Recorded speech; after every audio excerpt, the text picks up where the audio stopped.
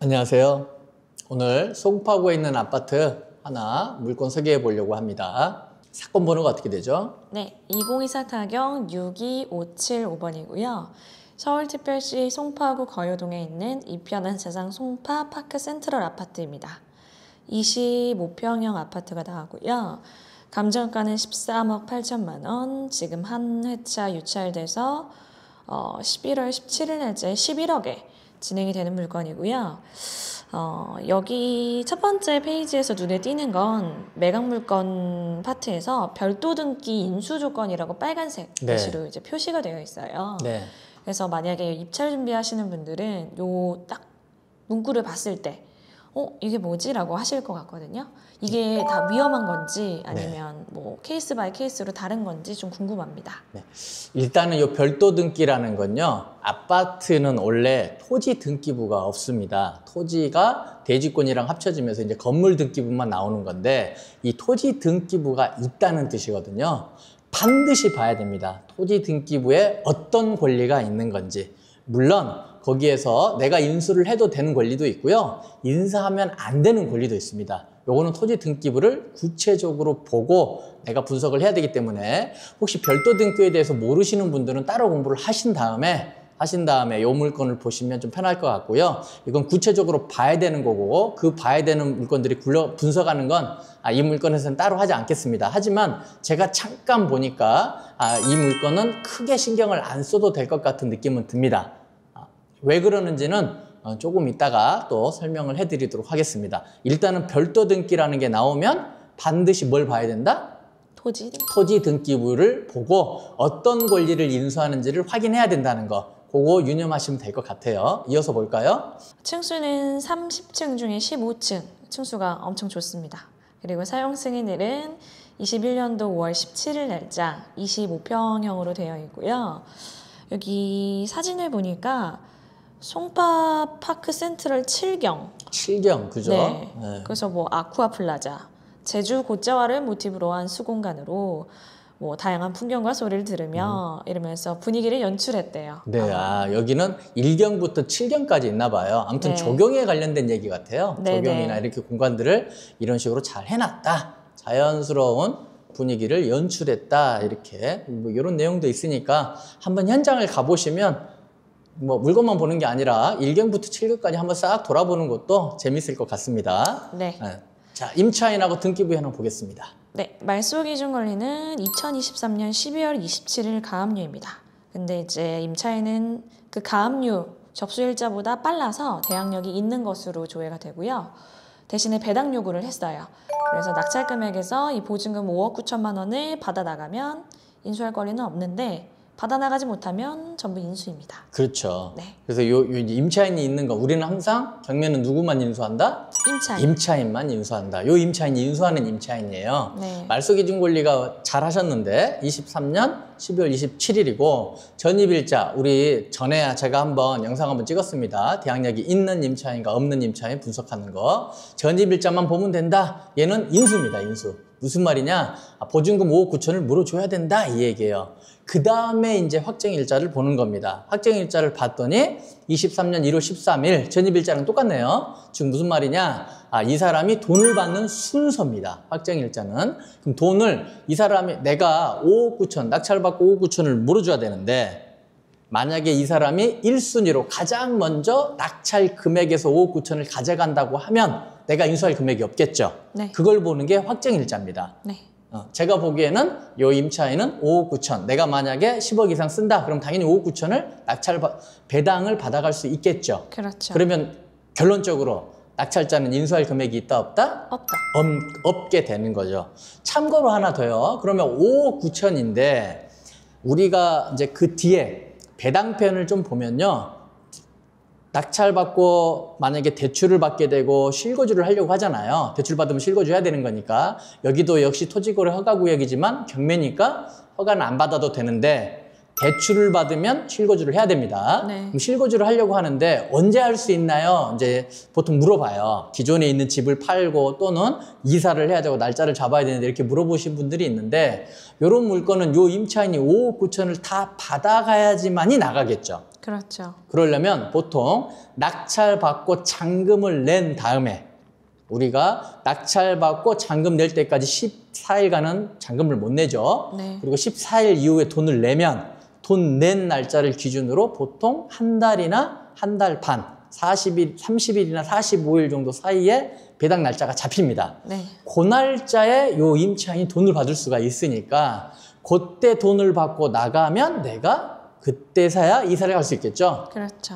이런 자금 계획도 세워야 되기 때문에 이 배당에 대한 거, 요 임차인이 없으면 빨리 입주할 수 있지만 임차인이 있기 때문에 이 임차인이 배당 날짜에 돈을 다 받아야 내가 이사를 들어갈 수 있다라는 거, 이런 거 하나 좀 알고 계시면 이사 스케줄이라든가 자금 스케줄을 좀 맞춰볼 수 있을 것 같습니다. 이어서 한번 볼게요. 주변 환경을 봤더니 주변이 지금 다 뭐 하고 있어요? 마천 5구역, 4구역, 제1정비구역 뭐 이렇게 쭉 뭐가 막 하고 있죠. 네. 그러니까 이런 지역들의 특징은요. 이렇게 지금 주변이 뭘 하고 있다? 재개발. 재개발을 하고 있죠. 그다음 뭐 공공재개발부터 해서 그 얘기는 주변에 아파트 단지가 지금 많이 없는 거죠. 네. 그러면 여기 지금 이 사이에 있잖아요. 이 아파트가 네, 지금 네. 덤에 나온 물건이. 과연 시간이 흐르면 오를까 떨어질까?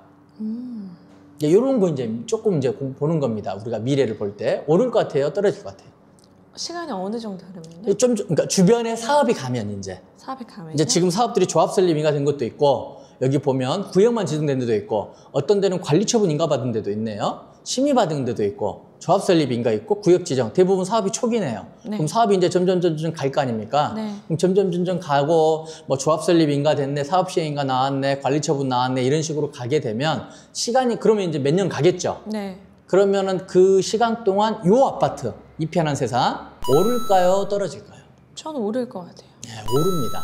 오르고 그럼 영향을 받을까 안 받을까? 주변의 재개발과. 심플하게 얘기하면요. 사업이 가면 갈수록 요 주변에는 나중에 뭐 해야 돼요? 정비. 정비해서 철거하면 거기 사는 사람들은 다 뭐 해야 돼요? 이사. 이사해야 되는데 어디로 가겠어요? 아파트. 주변으로 가야 되는데 주변에 집이 있어요, 없어요? 없어요. 여기 송파에 살다가 갑자기 막 성남으로 넘어가서 살까요? 안 갈 그러진 것 않을 거 같습니다. 아니에요. 네네네. 그럼 누군가는 여기서 뭘래요? 전세로 가기도 하고 누군가는 또 집을 사기도 할 거고 그래서 주변 시세가 오르겠죠. 오릅니다. 그러면 이제 언제 떨어질까? 자, 이런 것도 해요. 제가 보니까요, 전체적으로 보니까 자, 이사 왔어요? 그럼 여기 있는 지금 땡파 센트럴파크에도 뭐 전세도 나가고 이러겠죠. 네네. 전세도 나가고 주변도 막 그럼 전세값도 오르겠죠? 쭉 살다가 이제 아파트가 다 지어졌어요. 자기가 이제 입주할 아파트가. 그럼 이제 그 사람들 더 이상 전세를 안 살고 그쪽으로 어떻게 돼요? 이사 가겠죠. 네. 또는 샀던 물건을 팝니다. 네. 그럼 비과세거든요. 네. 여기 이제 대체주택이라고 하는 건데 그러면 그때 전세나 또는 매매를 하면서 자기 집으로 들어가겠죠. 네. 그럼 계속 들어가고 또 남아있는 일반 분양을 했던 것도 전세가 채워지겠죠. 네. 그럴 때 좀 떨어지던가 아니면 정체기가 옵니다. 왜 그러냐? 그럼 여기도 지금 살다가 나가면 전세 물량이 있을 거 아니에요. 네. 하지만 신축도 물량이 있죠. 네. 입주장이라고 그러잖아요. 입주장 때는 많이 나오니까 전세값이 아무래도 떨어지잖아요. 그렇죠. 근데 얘는 구축이잖아. 그때 되면. 네네네. 그럼 얘도 당연히 떨어지든가 아니면 오르진 않겠죠. 네. 그럼 어떻게 되느냐? 보통 신축이 다 입주장이 끝나면 주변이 채워집니다. 그렇죠. 이제 그런 그 시기마다 약간 다른 게 있어요. 그러면 제가 만약에 여기다 투자를 한다. 그럼 내가 받아서 언제 팔아야 됩니까? 저쪽에서 뭐 할 때? 이주해서 들어올 때 많이 오를 거라고요. 네네네. 그때 시기를 보고 팔 수 있는 기회가 또 온다. 네. 전체적인 어떤 사회적 환경이 동일하다고 평가했을 때 얘기하는 겁니다. 네. 요 바운드만 보고 얘기했을 때는 그럴 때가 아마 매도 타이밍이 되지 않을까 이렇게 생각을 해봅니다. 네. 자, 이어서 한번 보겠습니다. 금액 한번 볼게요. 보니까 18억 정도에 나와 있는데 제가 여기서 조금 특징을 봤어요. 이 물건 보니까 1차가 얼마였어요? 13억 8천이요. 13억 8천. 한 번 유찰돼서 얼마? 지금은 11억. 11억이죠. 여기 보니까 매매 실거래가를 보니까 15억 8천만 원에 10월 달에 계약을 했나 봐요. 네. 10월 20일 날 해가지고 22층 뭐 이렇게 돼 있잖아요. 근데 지금 옆에를 딱 보니까 바로 옆에 보니까 매매 얼마로 올라왔어요? 18억이요. 그 화살표가 위로가 있어요? 내려가 있어요? 올라갔어요. 아, 이 얘기는 무슨 뭘 의미해요? 토지거래 허가구역으로 묶였고 지금 매수 매도도 안 되지만 네. 분위기는 어떤 분위기다? 올라가는 분위기예요? 내려가는 분위기예요? 그럼에도 불구하고 네, 올라갔다. 올라가는 분위기죠. 물건도 많이 없지만 현재 15, 그러면 15억, 14억에는 잘 샀다 이런 얘기가 나오겠죠. 네. 자, 그럼 오른쪽을 다시 봐서 우리 1차 가격이 얼마라고요?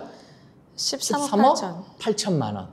지금은 11억이면 1차를 넘어갈 것 같아요? 안 넘어갈 것 같아요? 넘길 것 같습니다. 넘길 것 같죠? 네. 제가 봐도 넘길 것 같습니다.